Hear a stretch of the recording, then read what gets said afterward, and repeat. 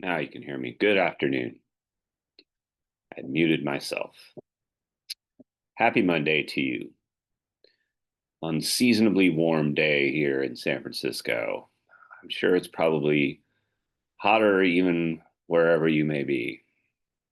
Uh, but anyway, kind of nice. Um, this will be our last week talking about Max Weber. I'm going to start today with his writings on power and authority. And then on Wednesday's class, we will look at his writings on bureaucracy. Next week, we will be talking about Charlotte Perkins Gilman and her ideas that have to do with, especially with gender and family. And how gender and family is related to economics. Her best known book is called Women in Economics. So we will spend next week talking about Charlotte Perkins Gilman. Then we will have our holiday break. So we won't meet that week. And then probably the last 2 weeks of the semester when we get back from holiday is we will be talking about W.B. Du Bois. And so that's very much looking forward to that. Du Bois is somebody that I've studied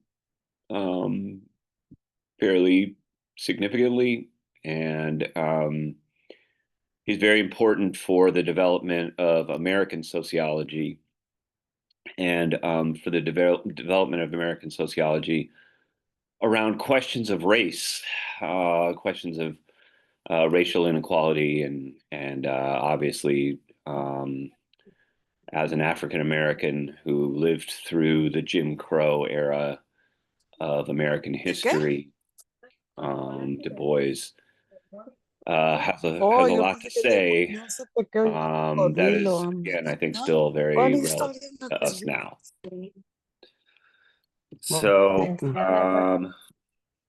that's where we're on. Adeline, I think your mic is on. Ay, tía, cuando venga le cuento más. Adeline, Oh, eso ya tiene más. Hola, Adeline, your mic is on. todos tienen sus historias. All right. Let's see what I can do. Anyway, that's what's we've got on tap for basically the remainder of the semester right now. The last 4 weeks, we're heading into the home stretch. You've got a couple of perusal assignments. I'll have one last quiz for you that'll be towards the end of the semester. There's no like final exam or anything. Basically, we just have these perusal assignments, and then I'll have a quiz. The quiz will kind of like cover a bunch of I don't know. everything that we kind of do in the last 4 weeks. Okay. When is it from?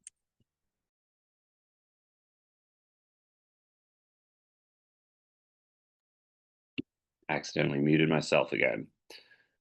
All right, everybody. Let's then get into looking at Max Weber, and I'll go to the screen share mode, and we'll pick out his writings on power and authority.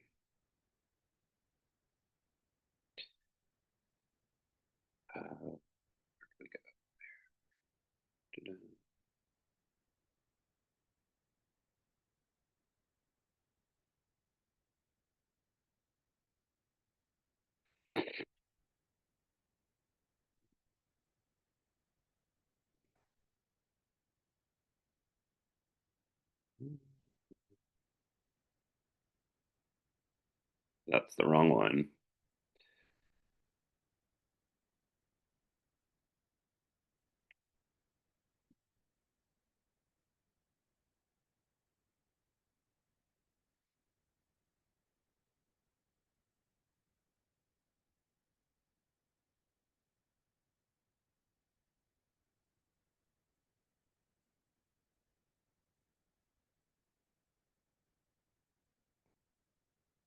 Okay. So we finished off the Protestant ethic and spirit of capitalism last time.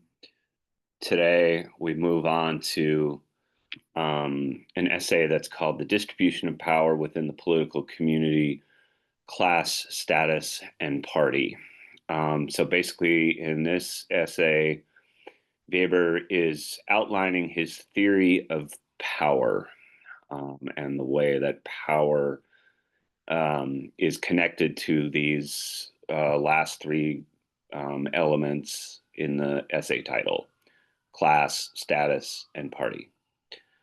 So here is where Weber is basically making a kind of a break with Marx, as it says here in the text. He is engaged in a kind of an implicit debate with Marx. Um, but Marx was long since dead at this point. Really, the people that Weber is arguing with are the Marxists of his time, the followers of Marx in Germany. To contextualize that, you need to kind of know that the Social Democratic Party, which was kind of the Marxist party around the world at this point, was largest in Germany. Germany had a very powerful and important social democratic party that looked like, at least going up to World War One, that it might actually take power. They never did. There was sort of a revolution that happened in Germany at the end of World War One, starting in 1918, but it failed. It was crushed, and its leaders were killed.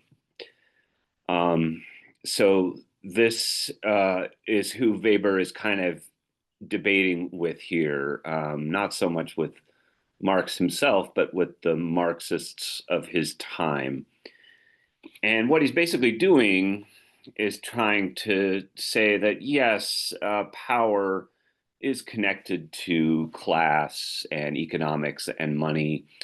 But basically, Weber's saying, like, that's not the only thing. That's not the only source of power in society. Yeah, sure, economics, class, wealth, money, property, all those things are important. But there are these other sources of power that he wants to identify as well. And basically, Weber's idea is going to here be to make a distinction between what he calls class on the one hand and what he calls status, or sometimes he calls it status honor. But basically, like a distinction between class and status. These are things that are, he says, kind of related, but not the same. And its status and status honor is not reducible to class, to money. It, in other words, it's not something that really can be bought.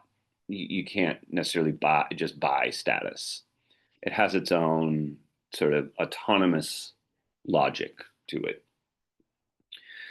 So that's the sort of the the background, the context for this essay, this distinction between class and status, and then later he will get into what he calls party, which is kind of like political parties. But he begins this essay, as it says here, with a definition of power. What does he mean by power? And you'll notice here that Weber's definition of power is individualistic insofar as he defines it as the chance of a man or a number of men to realize their own will in a social action, even against the resistance of others. So that last part is really key to the definition of power. This idea that you have power over someone when you can basically make them do what you want them to do, even when they resist, even against the resistance. So when you can kind of exercise your will over people, so either a powerful individual or a powerful group of people exercise their will over others, even if they resist. That's what Weber's definition of power is. And so we'll see that obviously this includes, like violence as a form of power, or, coercion, like the ability to put people in prison. Like power is here defined as a kind of like physical constraint. But we will also see that he means that power can be exercised, through a kind of mental state as well, through um, the voluntary consent of people who are being governed. That power can also mean that you can get people to do what you want without necessarily resorting to violence or coercion. There are all sorts of ways in which people can exercise power without having to resort to violence or coercion. And so this is the way that he's going to define power in this kind of in this way, and it's different, as my note indicates here, from how um, Marx and Durkheim, both Marx and Durkheim, how they thought about these things. Marx and Durkheim um, had a more kind of holistic approach to understanding society. They sort of began with looking at society as a larger kind of organism with its own laws and dynamics. Whereas Weber's starting point is the individual. And so you notice like how he defines this here, in the same way that when he was talking about like action, different forms of individual action and motivations, instrumental action, traditional action, um, sort of more affective action. These are all examples here of how Weber, when he thinks about society, his starting point is individuals, and like what makes individuals act the way they do, or in this case, how do individuals exercise power over other individuals. So Weber's approach is distinct from Marx and from Durkheim in this sense that he thinks his starting point, his unit of analysis, is the individual rather than the larger totality or the larger society, as it would be with Durkheim and Marx. Um, and so this, I think, does a pretty good job of setting up this essay, in terms of its arguments and summarizing that. So I don't feel the need to really go on too much about it. I think we can kind of just like hop right in to looking at the essay itself. Um, Good conversation that's been happening about this essay, involving a lot of you. Um,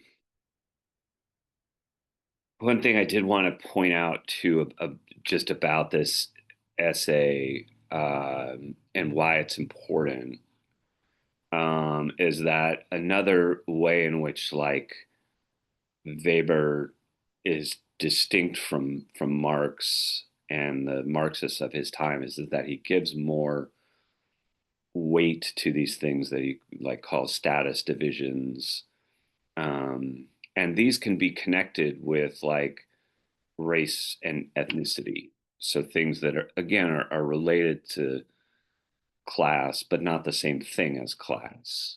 You can't necessarily separate them, but there are also things that um, uh, are have their own like distinct logic to them, and have their own distinct forms of power that are connected with them. So that'll be something that we'll be looking at here in a minute, just in looking at the essay that I just wanted to make sure to kind of um, give your attention to. And then lastly, this thing about how Weber defines parties, which is kind of like at the end of the essay. Weber identifies parties as a social form of power. And what he means by parties, seems to mean like political parties, like I mentioned, the Social Democratic Party of Weber's time, or labor unions, or other kinds of civic organizations. So Weber has a very expansive, inclusive definition of parties. Um, they're not necessarily only like political parties. Um, Many of them are, but parties can also mean like, civic organizations, volunteer groups. Today, political parties, might include obviously like the Democratic and the Republican Party, but it also might include, like environmental groups, like the Sierra Club, or it might, include, foundations like the Heritage Foundation, think tanks, any organization, any kind of social group that, as Weber defines it, has like a strategy, and they pursue certain kind of interests, whatever those interests may be, and they pursue those interests and those objectives in a strategic way.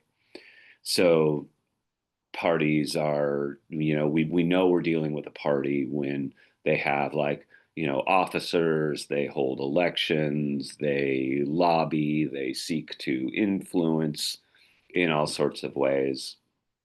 Um, he's referring here, in other words, to a kind of social organization, and all kinds of different groups can sort of fit that model of the social organization of what he means by a party. So that'll come into play here.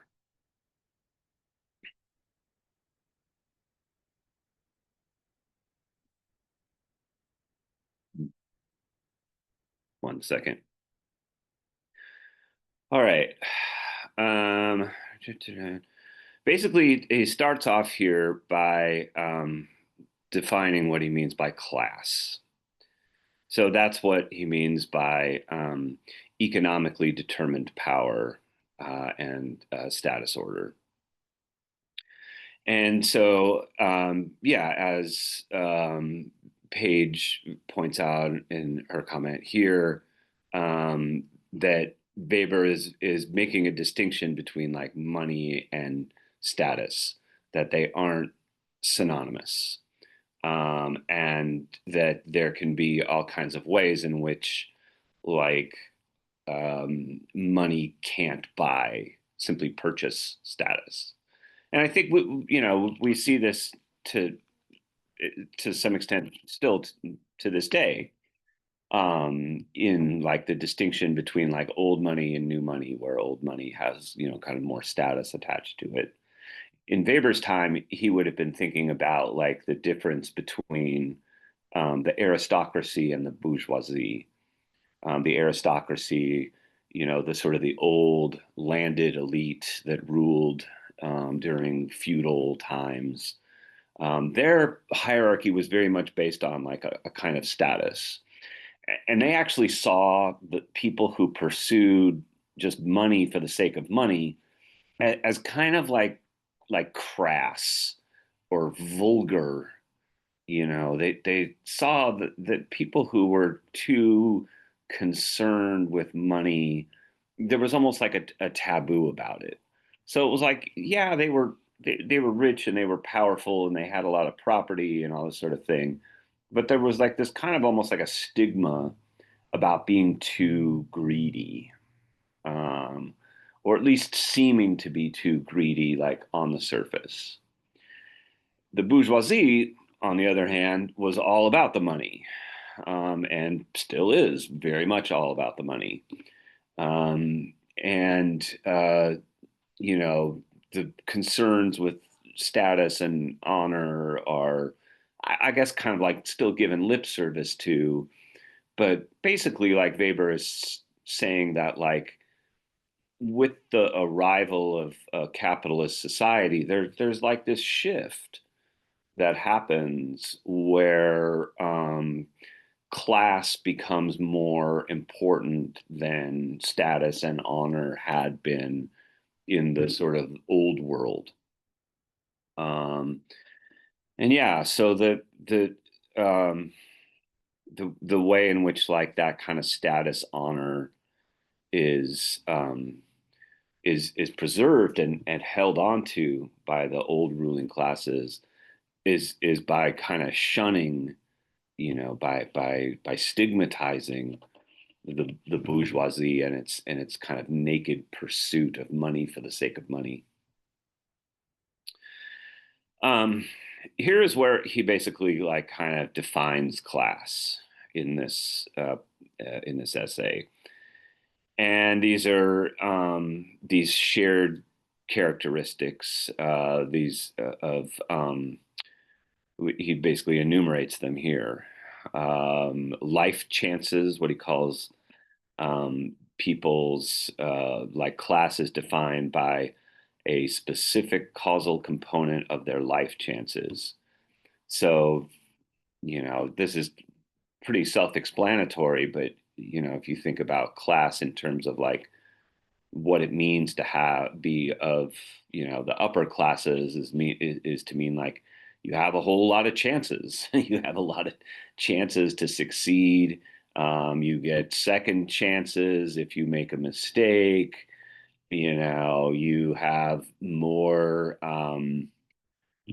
just kind of opportunities in general, based not just on your upbringing, but like who you know, your social networks, who your parents know, the educational sort of opportunities, and also the networks that come through the educational system. All of these represent a greater number of life chances. Whereas to be of the lower classes means like, you may not have any chances at all, or you may have just a really a restricted number of chances.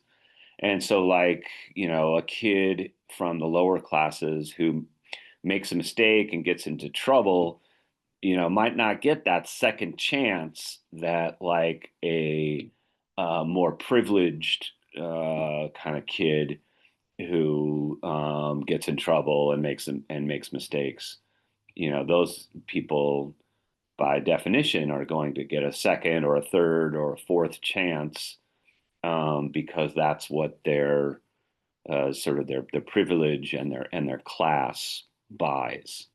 So this is one way to sort of think about it. The second component, he says, is represented exclusively by economic interests in the possession of goods and opportunities for income.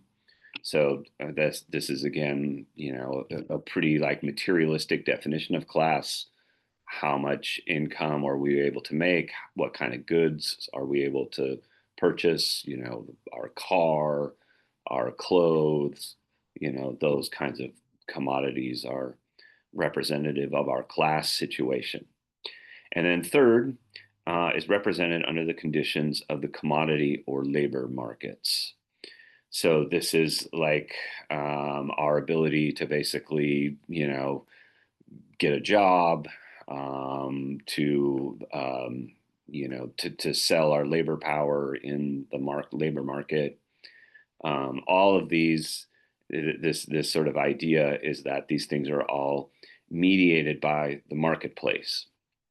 So um, you'll notice here that this is similar to the way that Marx might define class, but there's an important difference. For Marx, the real thing, the real class divide is between those who own property or those who own the means of production and those who don't. So for Marx, the proletariat, the working class, is defined by their propertylessness, the fact that they don't have means of production and therefore they have to sell their labor power in the marketplace in order to get the wages that they need to buy the commodities that they need to live. Whereas for Weber, it's like it's not so much about like the property relations as it is about these things about income and life chances. And so what that is basically going to allow Weber to do is to develop a more kind of like complex model of the class system. Whereas for Marx, it's very kind of like polarized. You're either an owner or a worker, you know. With Weber, there's more kind of gradations and gray area. It's class is more of like a spectrum for Weber, whereas for Marx, it might be something more along the lines of like the 1% versus the 99%. For Weber, there is, much more sort of complexity. And so I leave it to you which to decide which model you think are preferable. I think honestly, I think that there's strengths in both. Like there is a strength to the Marxist approach to sort of like simplifying and reducing these things down to this question of property. But for Weber, obviously allows us to sort of complicate that model and to make it more kind of like nuanced. Um, so that's he just taught he makes it here. Um, you know, he says like yeah, property and lack of property are the basic categories of class situations, but then there are these more kind of like advanced or more complicated levels around life chances and then as we'll see around like status and honor. Um,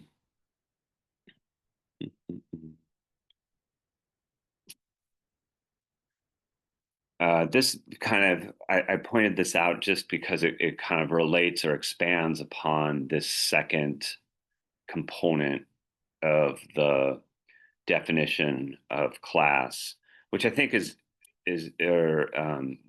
actually the third element here, the one where he says it's represented under the conditions of the labor market, commodity or labor markets, and at this point it's kind of vague.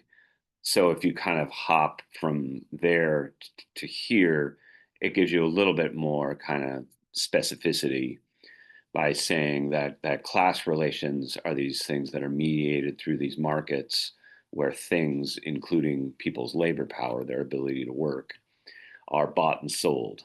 So that's what happens in the marketplace. Commodities are bought and sold, and those commodities include people's labor or people's labor power, is what Marx would say. Basically, our livelihood becomes dependent on these markets. And we see this obviously to this very day, in which like a dramatic shift in markets can, for example, drive up the price of food, or drive up the price of housing or medical care. And so in a lot of ways, in really like in countless ways, our lives become dependent on these markets, and our livelihood is kind of mediated through them through these markets. So That is a kind of a good addendum to that third component of Weber's definition of class and the way that class is related to markets. Um, he talks here about social action flowing from class interest. And what he kind of means by that is um, the sort of like the conditions for what Marx would have called like class struggle. How can like classes take action to realize their interests? So more recently, like, under what conditions could the 99% come together, like, say, during Occupy Wall Street, in order to defend their, class interests, which are, they workers want higher wages, they want safer working conditions, they want better health care, better child care. Those are all things that are in the interests of working class people. Or, what we saw with the Mom Donnie campaign, why it was so successful is because it appealed to people's class interests in terms of this concept of affordability. That, the problem in New York City is that everything is just so damn expensive. That, not just like the housing, but transportation, childcare, uh, the cost of food, all of these things are just, more expensive than they are anywhere else. And so that campaign was very effective in being able to appeal to people's class interest in terms of this, concept of affordability. I really think that this is that he represents kind of the future in a lot of ways of of politics that speaks to working class people. So that's basically what Weber's trying to do in this section. Like, what are the conditions of class consciousness and class struggle? And here he's basically saying that collective action depends on general cultural conditions, particularly intellectual factors. What he means by intellectual factors, or he says here, general cultural conditions, especially to those of an intellectual sort. And so here he means broadly the kind of like the consciousness or the sort of intellectual factors or the, like ideology, that we talked about with regard to Marx and Engels, that all these things are an important part of how movements and revolutions happen and how class struggles come about. So, the working class has to have some kind of larger vision of what is possible. And it's a really interesting discussion here that happened with Paige and Ashley is not here, but um, around this question about like, the extent to which this kind of vision is lacking today, and the extent to which people feel really like, kind of disappointed or cynical in some way about the possibilities for any kind of change in favor of working class interests. And so I think, Page expresses here what I think a lot of people feel, which is, that these ideas have kind of failed before. So why should we, put any kind of stock into them now?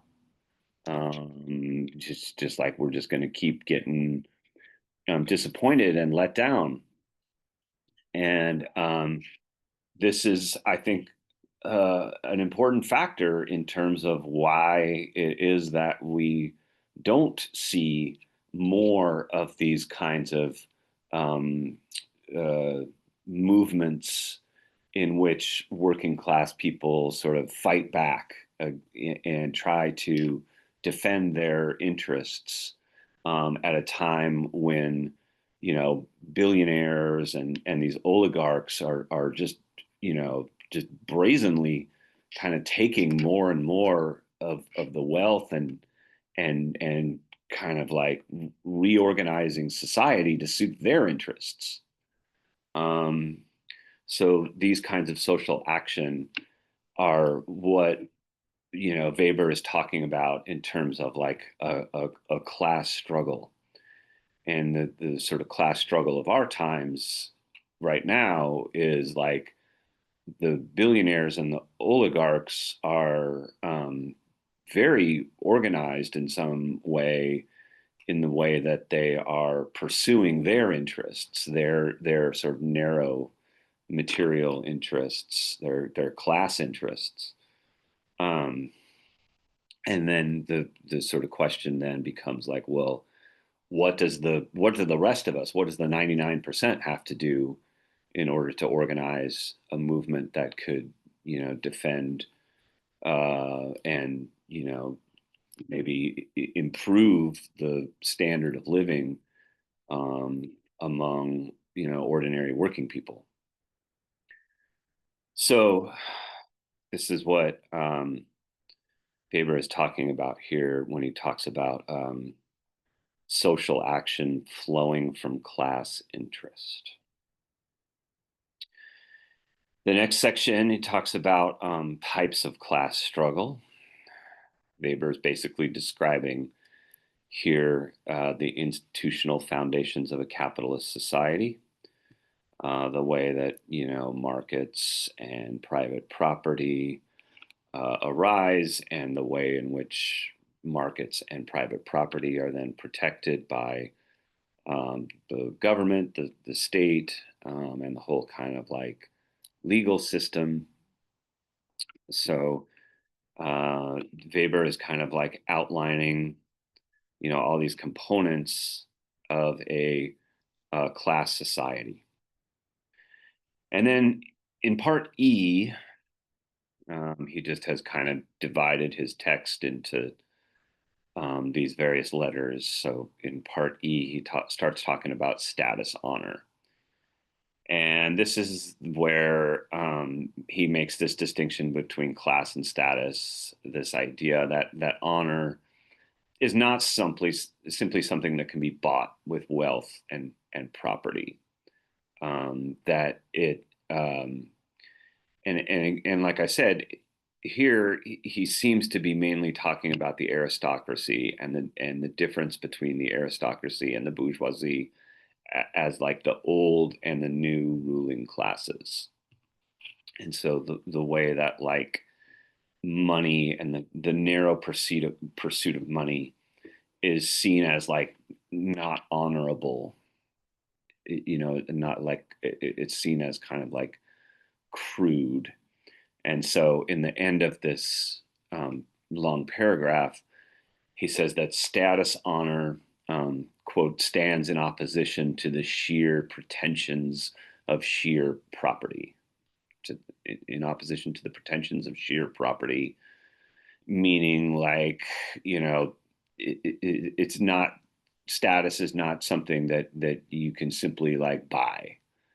That it's sheer property is just a kind of crude measure of wealth, and that status honor is something that is more based in tradition and a sort of a code of action that can't necessarily be that money can't necessarily like change or buy.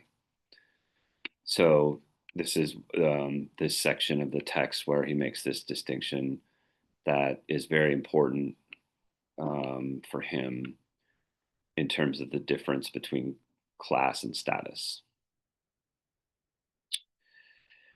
Uh, and then um, further into this section, he introduces, actually in the next section, which is called ethnic segregation and caste. So here he introduces a new concept, this concept of caste. And so he says a status segregation grown into a caste differs in its structure from a mere ethnic segregation. So in the previous paragraphs, he's talked about like ethnic segregation basically as a way in which like societies may be divided by people among people along the lines of like culture and language and what we generally mean by ethnicity, which is like different kind of cultural groups that are segregated from one another in the sense of like separate, in the sense of like, for example, that people from two different ethnic groups don't get married. There isn't like this kind of it's taboo to have marriage relations with some other ethnic group. This is what Weber is basically alluding to in the concept of ethnic segregation. But then ethnic segregation is different from what he calls caste. And that is the thing that's important to grasp here. Caste is where we have not just like differences, but we have a hierarchy. So he uses the terms vertical and horizontal to describe this. So um, ethnic segregation can be horizontal in the sense that we can have different groups in society who are separate from one another, but there's not necessarily like a hierarchy of one being better than the other or one having more resources. Ethnic segregation can, in certain instances, look more like apples and oranges. Different groups are just different, but they're not necessarily like unequal. That's one possibility. Um, but a caste system is vertical in the sense that there's a higher and a lower, right? In the sense that like they're one of these groups is not just different from the others, but as seen as like superior. So a caste system would be like um, Jim Crow America, in which like the races were not only separate but unequal. Not only like segregated in the sense of like separate schools and separate bathrooms and separate restaurants and so forth, but in which there was like inequality built in. So anything that was for white people in the Jim Crow South was like better, was superior. The schools were not just separate, the schools were better. The restaurants were not just, separate, they were better, and all down the line. The ethnic segregation in America was really intended to design to send a message to people like every day about the superiority and inferiority of certain groups of people. That was like its intended effect. And so a caste system here is a system that is not only segregated but also unequal. And there are plenty of examples of this, throughout history. Of course, the most famous example is the Indian caste system, in which there are certain, people who are the ruling elites, the so-called Brahmins, and then there are others who are, like untouchables, people who are, sort of born into the bottom rung of a caste system. And the important thing about a caste system too, the sort of defining thing is that there's no chance for mobility. people are just kind of like born into one part of the caste system, and you can't move up or down. It's totally determined by like, what uh, what side you're born into, and there's nothing you can really do to change that. And so that's certainly the case in the Indian caste system. It was certainly also the case in the system of racial segregation in the United States, and in apartheid South Africa. Places where like it didn't matter how much merit, how smart you were, or how enterprising you were. Like your situation was just determined by like, what side of the caste system you're born into. There's nothing that individuals could do to change that. So that's a difference from like say the class system, where at least in theory, somebody can be like born poor but become rich. At least in theory, you can have like, Jay-Z, who's like, born into the projects, housing projects in Brooklyn, but, rises up through his rap career and then through his, various other business ventures. And, I think is now a billionaire. So at least in theory, that's kind of possible in a class society in a way that's not possible in a caste society. In a caste society, there is no opportunity for mobility, by definition. Like if you're born an untouchable, you will die an untouchable.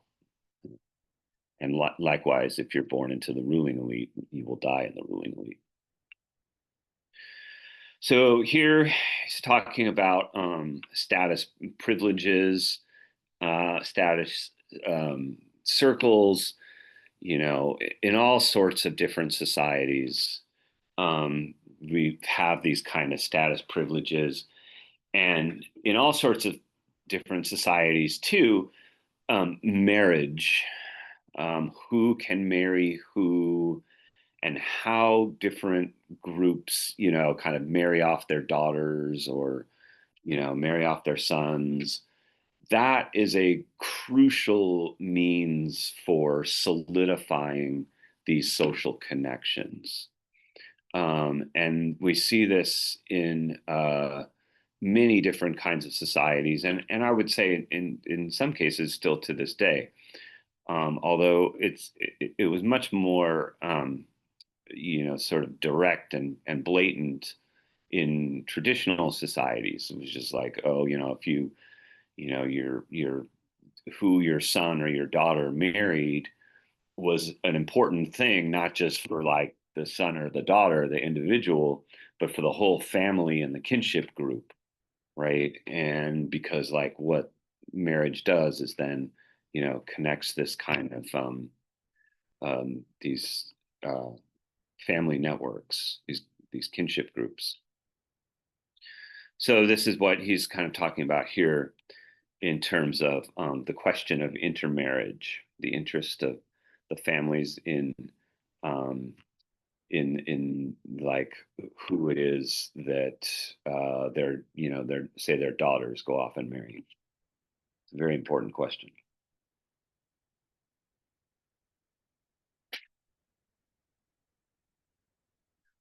Um, so H, we have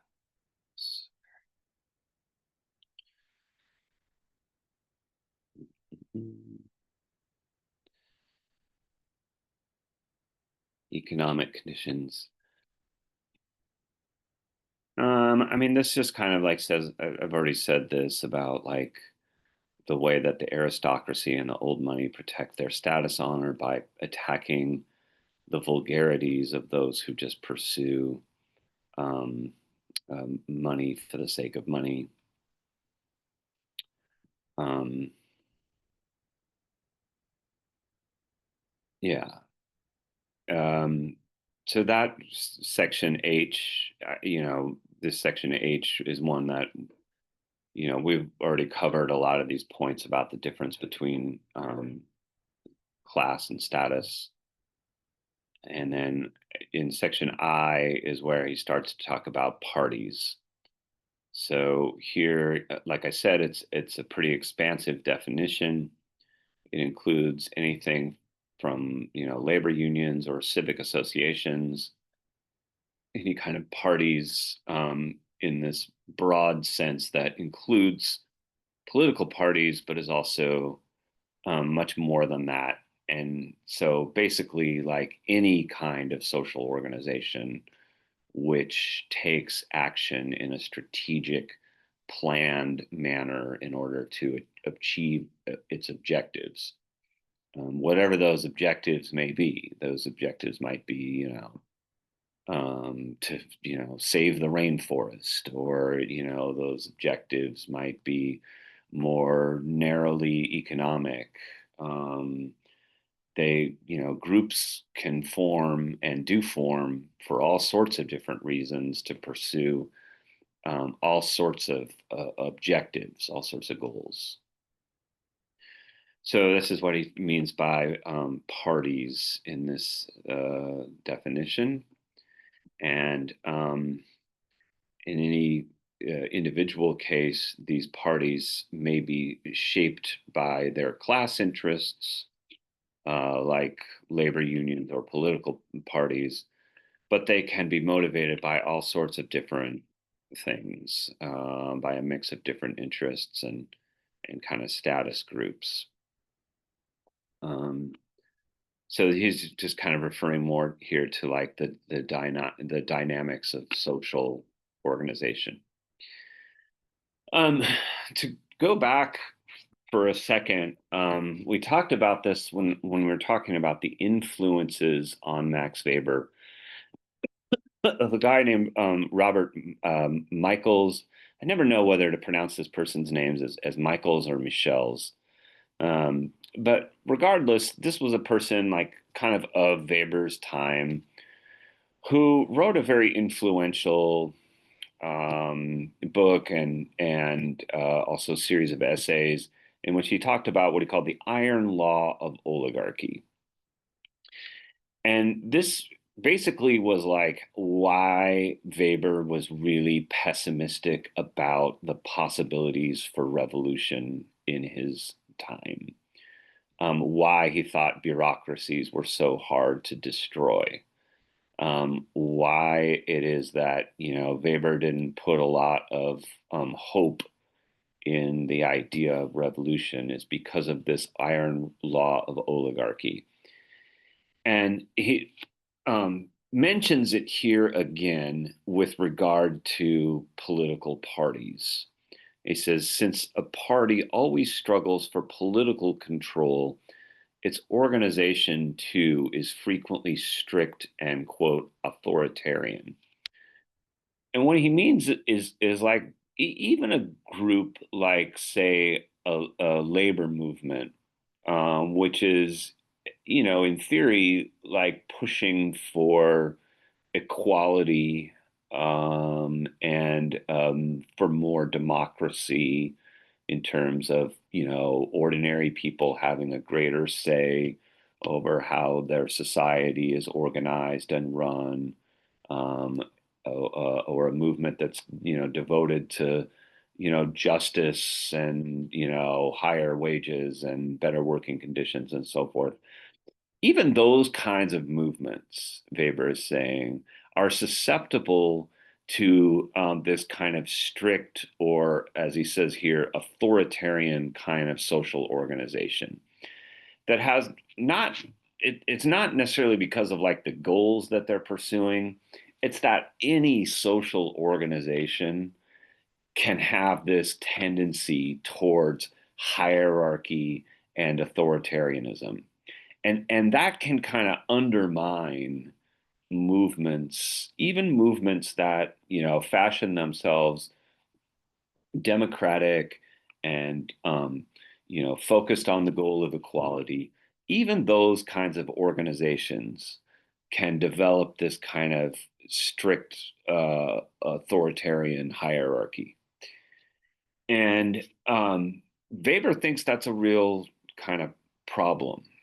and that movements need to sort of watch out for that, that it can undermine movements, even when they're in pursuit of, democratic or socialistic kinds of goals. The nature of the organization and the struggle for political control tends towards this kind of authoritarianism that can ultimately undermine the goals of these movements, and turn them into something that they're, originators or that their members didn't want. And this is a kind of thing of, that we see many times throughout history. And again, it's a reason why Weber is kind of pessimistic about the chances for real substantive change. Why, as we'll see when we turn to his essay on bureaucracy, he believes that like this kind of revolutionary organization will just like result in more bureaucracy. That instead of destroying bureaucracy, it'll just actually, feed them and expand them. And this happens a lot with movements. A lot with movements that even with the best of intentions, there's something that have to be like guarded against. So this is, Weber's sort of essay on power. I want us to spend the last few minutes just previewing his analysis of authority, which is in the next reading. And that reading is called Types of Legitimate Authority. And so here, in the previous essay, Weber has kind of laid out his ideas about power, and now he will talk about the concept of legitimacy. And so legitimacy goes back to um, how I sort of introduced the idea of power at the beginning of the class, was that, power basically is like your ability to exercise your will over people even when they resist. And that can be done through violence or coercion, but it can also be done by sort of more consensual modes. And it's that latter case that Weber means when he talks about legitimacy.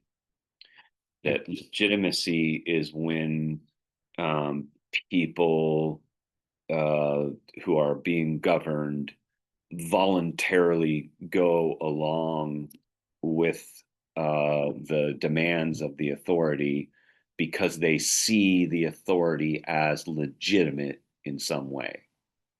They follow orders, they obey, they willingly comply because they recognize the legitimacy of the authority who is making those demands.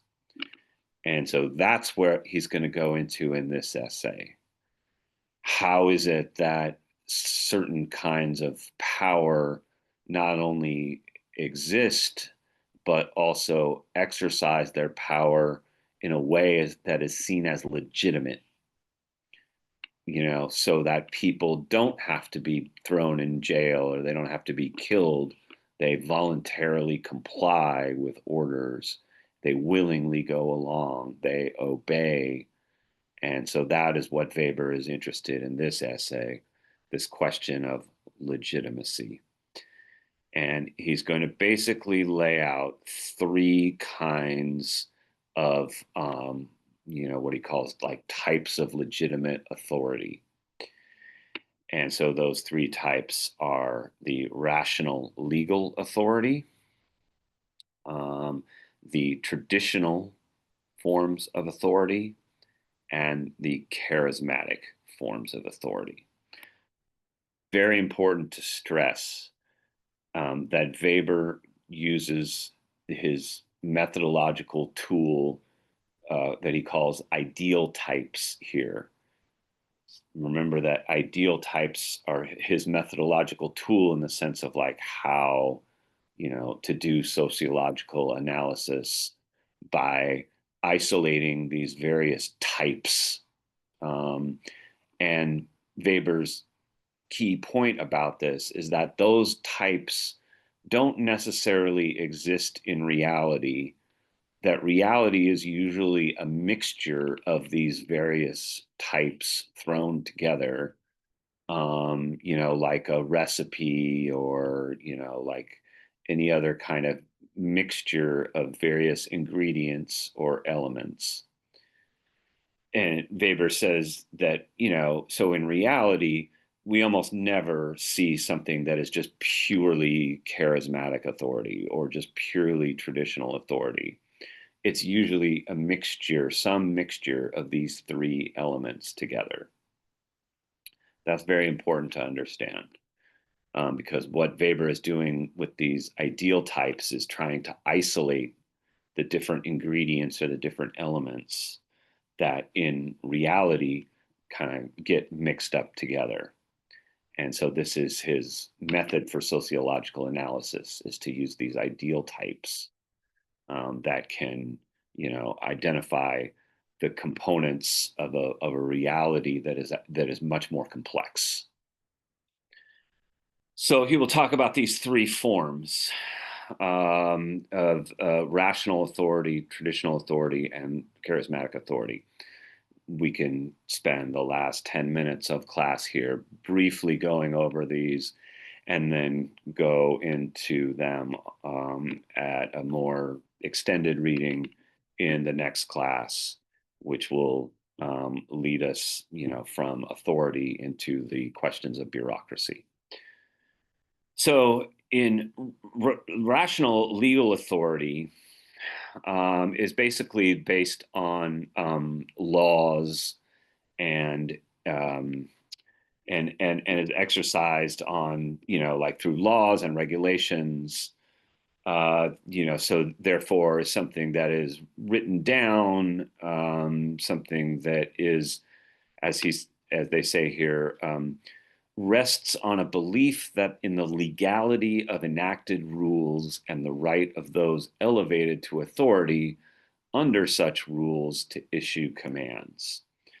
So here is basically like Weber is saying, that certain kinds of people have authority because they have the weight of the law behind them. So the police officer, a judge, anybody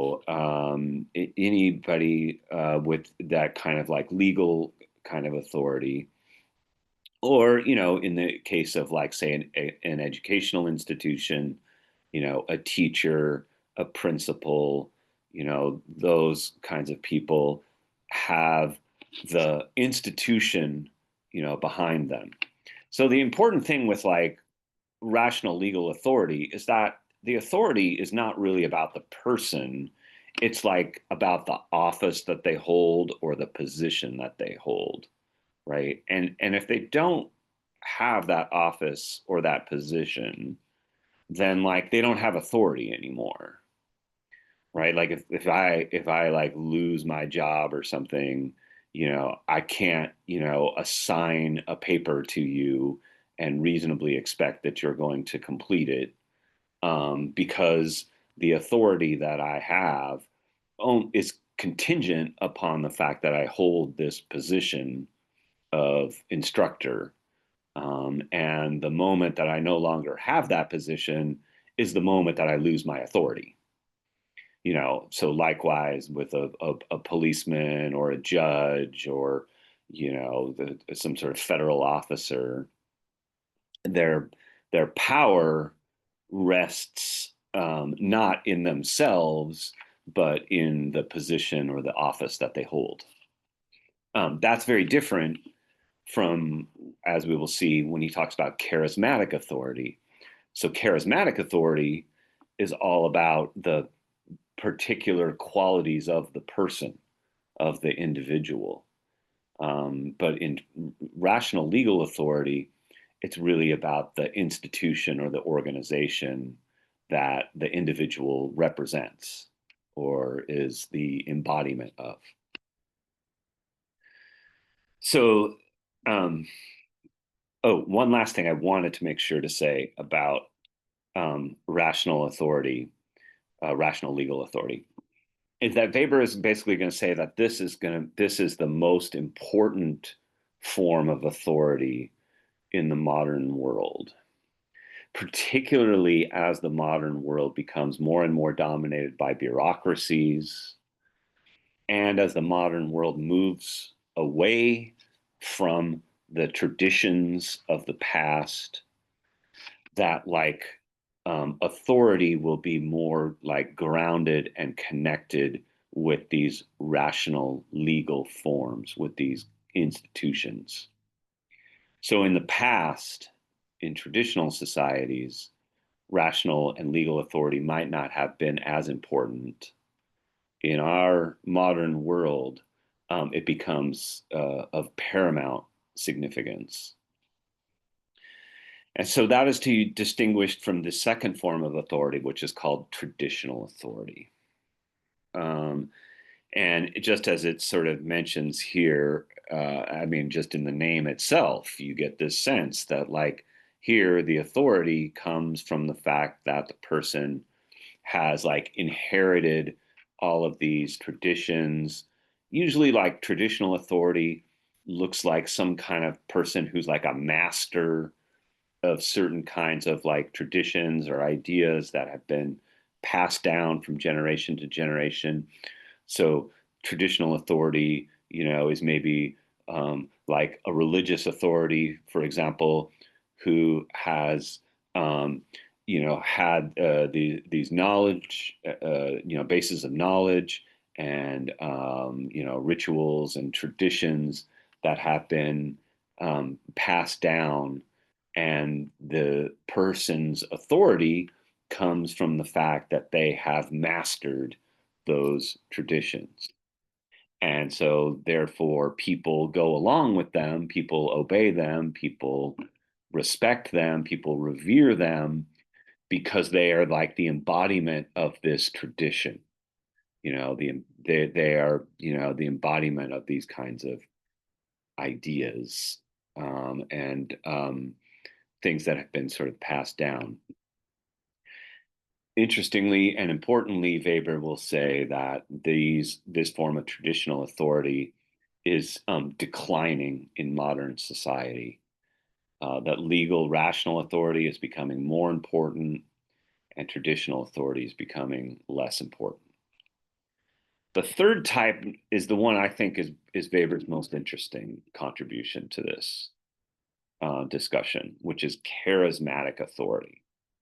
And here, charismatic authority, as Jill says in the comment, um, comes from just the sheer fact that other people believe that this charismatic authority, this person seems to have like some kind of supernatural or even magical kind of qualities that make them like a leader that people should respect and obey.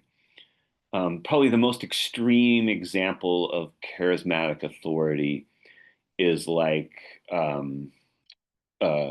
cult leader, somebody who people um, it's a cult leader doesn't necessarily have any like legal authority. They certainly, in many cases, they don't have like traditional authority, but they seem to have like this quality that makes people want to believe in them, and makes people want to kind of follow them. They seem to have something, almost like magical or supernatural, or they just have something that other people don't seem to have.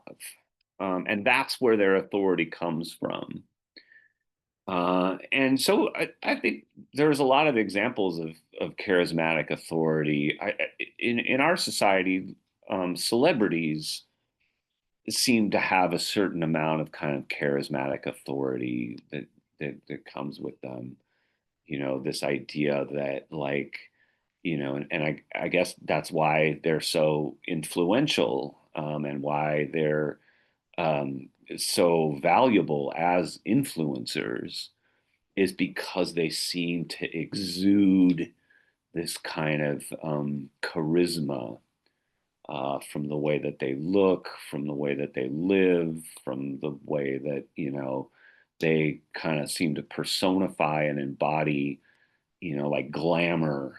Um, Charismatic authority is certainly an important part of this. So remember that in reality, all of these, kind of get mixed up. So somebody like, um, a political, a politician often has, both a certain amount of like legal, rational authority, but they also, in order to be a good politician, they have to also have a kind of a charismatic authority as well, right? They have to have this kind of quality that makes people want to follow them because they believe in them.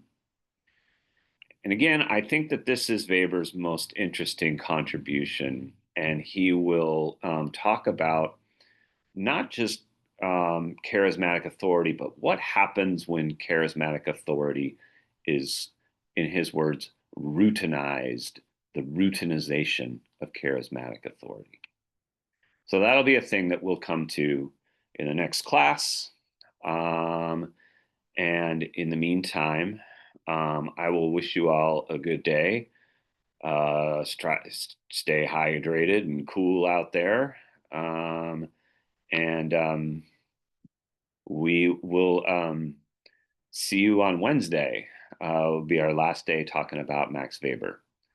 I wish you all a good day. And I'll see you on Wednesday. Bye.